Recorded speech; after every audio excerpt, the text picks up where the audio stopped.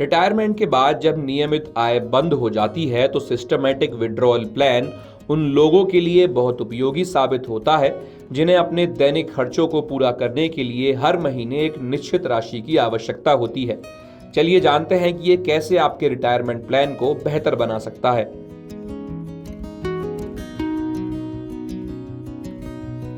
Retirement के बाद यानी बुढ़ापे में व्यक्ति को अपने मासिक खर्चों को पूरा करने के लिए हर महीने पैसे की जरूरत पड़ती है।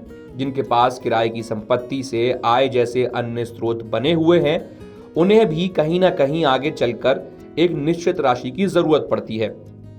छात्रों के लिए भी यह विकल्प बहुत उपयोगी है, जिन्हें हर महीने एक निश्चित अमाउंट की जरूरत पड़ती है अपने खर्चे के लिए।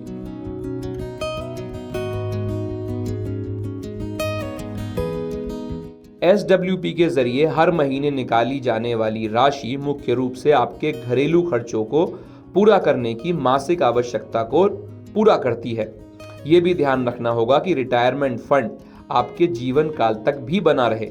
एक सामान्य नियम के अनुसार आपको हर साल अपने रिटायरमेंट कॉप का 40% से अधिक नहीं निकालना चाहिए। उदाहरण के लिए, अगर आपने रिटायरमेंट के लिए 1.5 करोड़ रुपए का फंड जमा किया है तो आपको पहले वर्ष के दौरान 4% से अधिक यानी लगभग 6 लाख से अधिक नहीं निकालना चाहिए।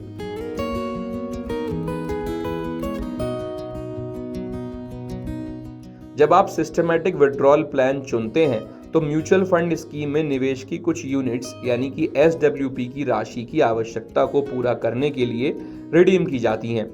यूनिट्स को रिडेम्पशन की तारीख पर नेट असेट वैल्यू के आधार पर रिडीम किया जाता है। इसमें आपके निवेश की लागत और निवेश मूल्य में वृद्धि शामिल होती है।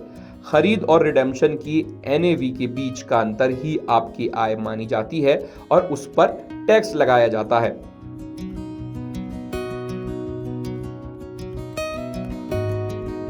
मार्च 31 2023 के बाद किए गए डेट स्कीम में निवेश के लिए खरीद लागत और रिडेम्पशन मूल्य के बीच का अंतर शॉर्ट टर्म कैपिटल गेन माना जाता है और इस पर स्लैब रेट के हिसाब से टैक्स लगता है, भले ही आपका होल्डिंग पीरियड कितना भी हो।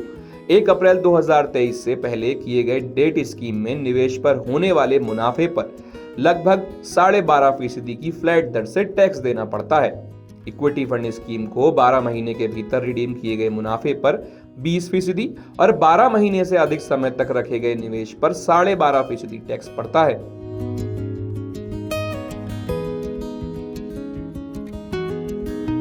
SWP में रिडेम्पशन आय के सिर्फ एक हिस्से पर टैक्स लगता है, वह भी इक्विटी स्कीम में रियायती दर पर, जबकि पेंशन FD से प्राप्त राशि पर स्लैब रेट के हिसाब से टैक्स लगता है।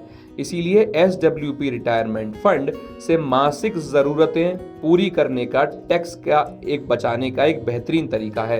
अगर आप ये वीडियो YouTube पर देख रहे हैं तो हमारे चैनल को सब्सक्राइब करें और बेल आइकन को दबाना ना भूलें। अगर आप Facebook पर ये वीडियो देख रहे हैं तो हमारे पेज को लाइक करें।